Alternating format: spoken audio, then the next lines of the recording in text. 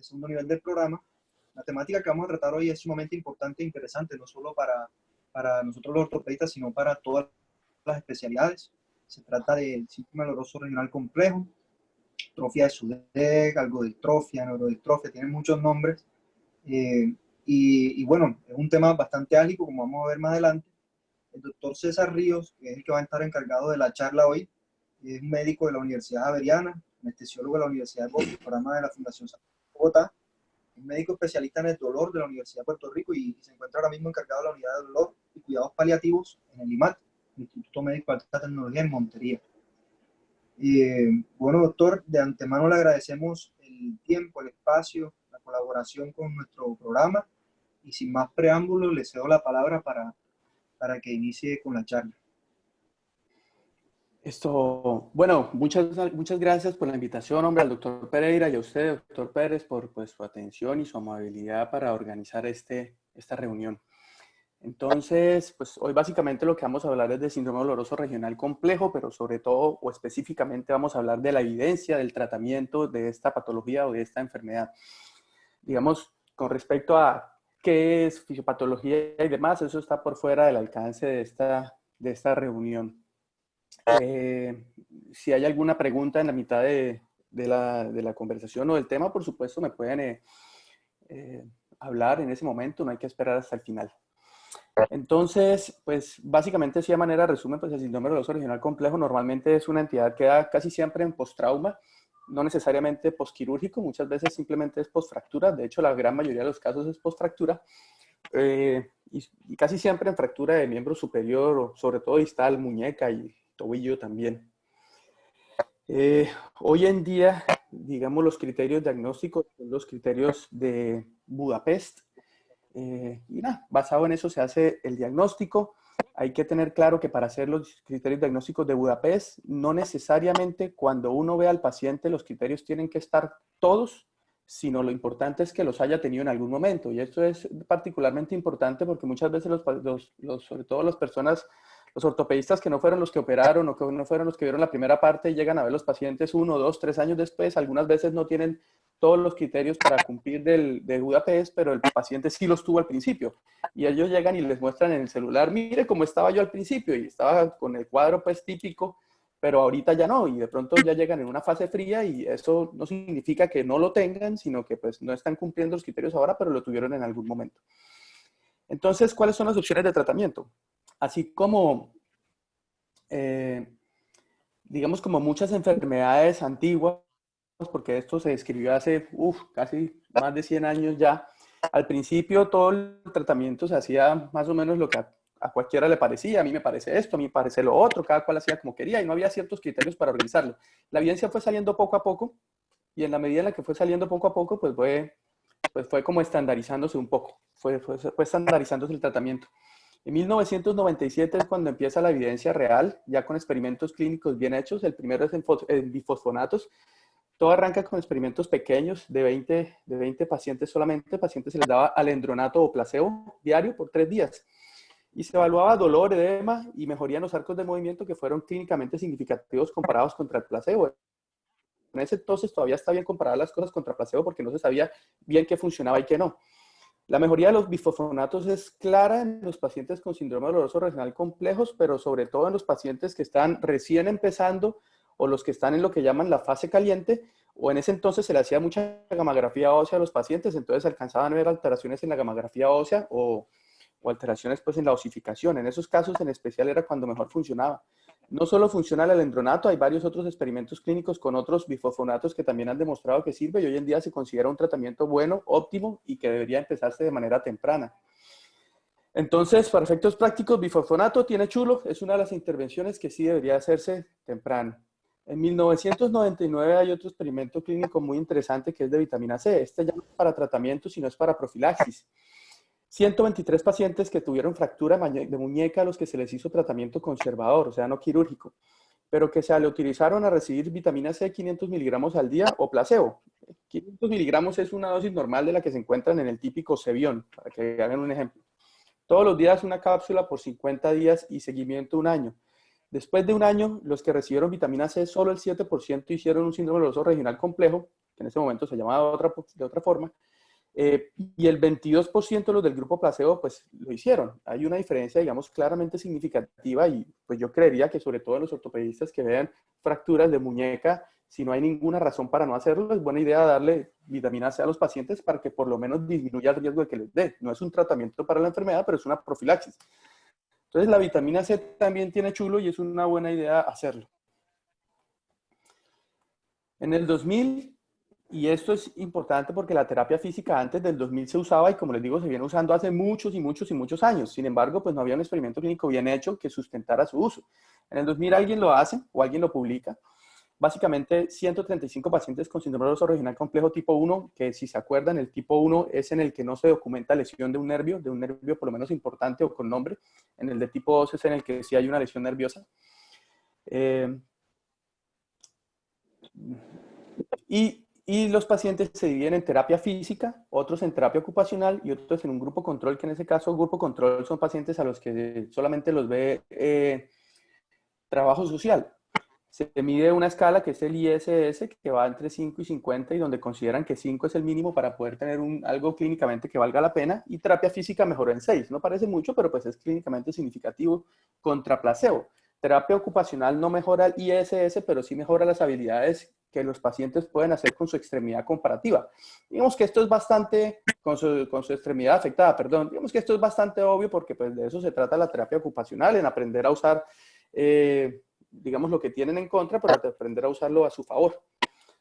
Entonces, esto muestra, digamos, que la terapia física es importante, de hecho es indispensable, probablemente sea el tratamiento más importante y con lo que debe hacerse, o todo lo demás debe asegurarse para que los pacientes puedan hacer terapia física, pues hasta donde toleren.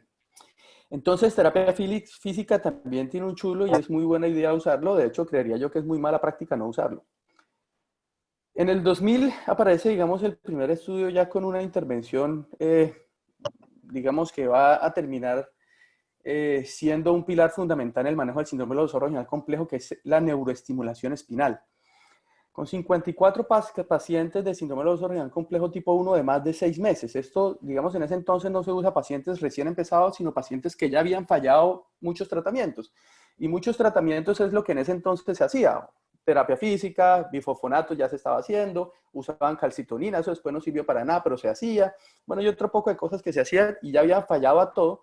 Y en ese momento, digamos, los aleatorizan a terapia física o terapia física, que era el manejo convencional en ese entonces, con neuroestimulación espinal. Los pacientes, como ustedes ven, después de la neuroestimulación espinal a 1, 3 y 6 meses, por lo menos que fue la medición inicial, tuvieron una disminución importante en el dolor, digamos claramente significativa. Oye, desde ese momento se considera la neuroestimulación espinal como el tratamiento de elección para síndrome doloroso regional complejo cuando falla a las terapias convencionales, a las terapias iniciales. Digamos que fallaron 1 o 2 o 3 cosas inicialmente y no ofrecerle neuroestimulación espinal a un paciente sería también una mala práctica médica. En el 2004,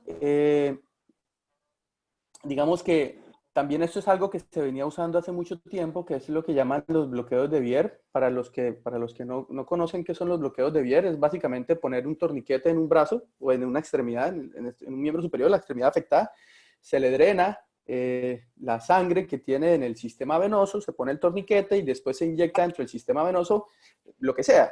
Se ha usado con muchas cosas, pero pues en este caso lo usual es poner lidocaína y metilprednisolona. Obviamente se pone el torniquete porque las dosis son usualmente altas y uno no quiere que eso se devuelva a la circulación sistémica. Los anestesiólogos lo usamos mucho para algunos tipos de cirugía en miembros superiores y a ustedes seguro les han dado bloqueos de Bier para muchas de las cirugías.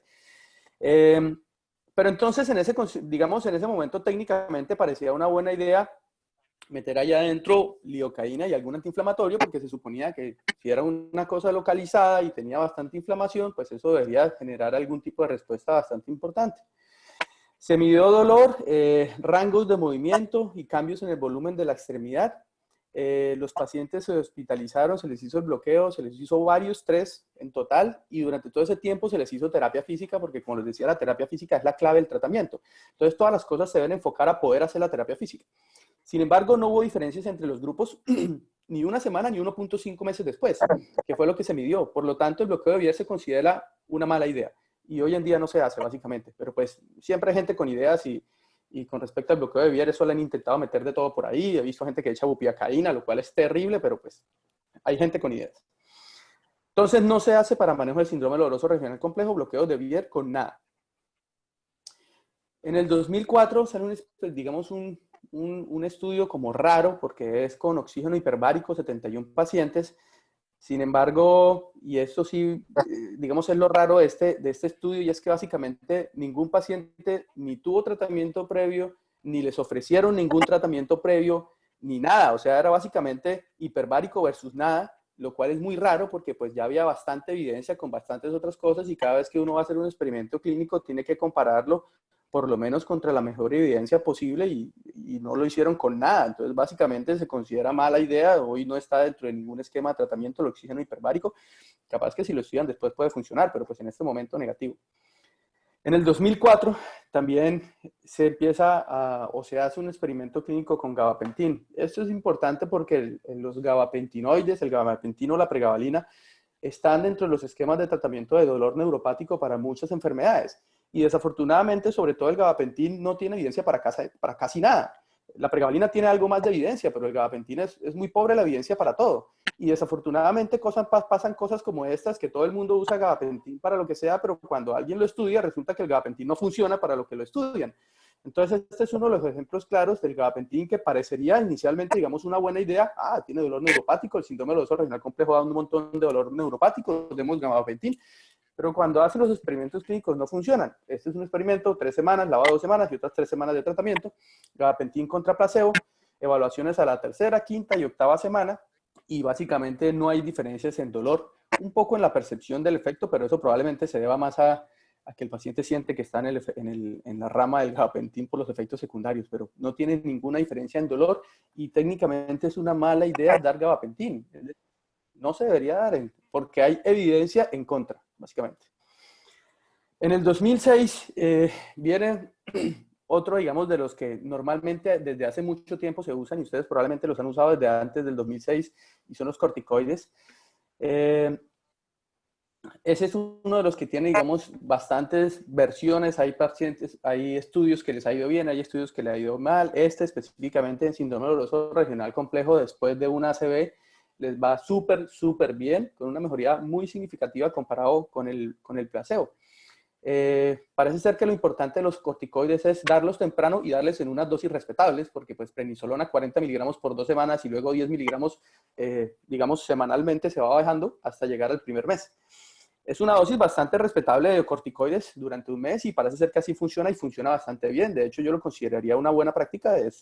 Tiene un chulo también, es una de esas cosas que uno debería poder dar, sobre todo temprano, y más en los pacientes que tienen lo que llaman fase caliente, que es el síndrome doloroso regional complejo que ustedes ven, que está muy edematizado, tiene mayor temperatura, está más rojo que el otro, todavía no está atrófico. Sí, esa es la fase caliente. Normalmente la fase fría ya el bracito queda terriblemente atrófico, espástico, inútil, frío. Ya en ese momento probablemente la prednisolona no tenga o corticoides en general no tenga ninguna razón de ser, pero al principio sí valdría la pena, si pueden identificar los pacientes temprano en los posoperatorios o en los controles después de las reducciones cerradas, y pues te parece que tiene síndrome doloroso regional complejas, arrancarle un corticoide o bifosfonatos y enviarlos a clínica de dolor.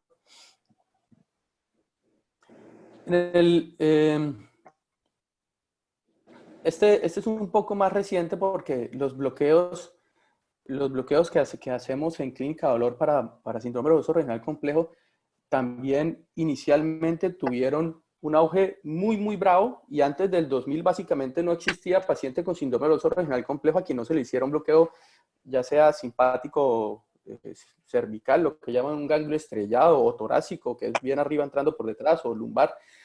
Era imposible que no se le hiciera. Después empezaron a aparecer un montón de estudios contradictorios, incluso todos pequeños, y un metaanálisis bastante bueno de Soledad Cepeda, de María Soledad Cepeda, para las que la conocen, en Cochrane, del 2006. Ella es muy clara en decir que eso no sirve para nada, y da su versión formal. Después, hasta el hasta el 2016, que es, digamos, la actualización del Cochrane también, o en ese momento tampoco había mayor diferencia. Pero en la medida en la que va pasando el tiempo, recientemente nuevamente se empezaron a hacer experimentos clínicos mejores hechos y ahí han demostrado, digamos, que sí funciona. Este es uno de ellos en los que se hace un bloqueo simpático torácico. Eso es lo que se hace básicamente en T2 y entrando desde posterior por atrás con una aguja. O sea, no se entra de frente como se hace el del ganglio estrellado por delante de la columna, sino este se entra por detrás, por la espalda. Se pone lidocaína y triamcinolona. Y lo importante es que lo comparan contra otro procedimiento que es meter la aguja, lo que llaman sham, mete la aguja, pero solamente a nivel subcutáneo también ponen la lidocaína y la triamcinolona. De esa manera, pues el paciente no sabe si realmente le hicieron el de verdad o el sham, y eso pues es muy importante para evitar el sesgo, ¿no? A un año, siempre, digamos, a un año hay diferencia significativa con respecto al dolor entre los que le hicieron el bloqueo y los que no le hicieron el bloqueo.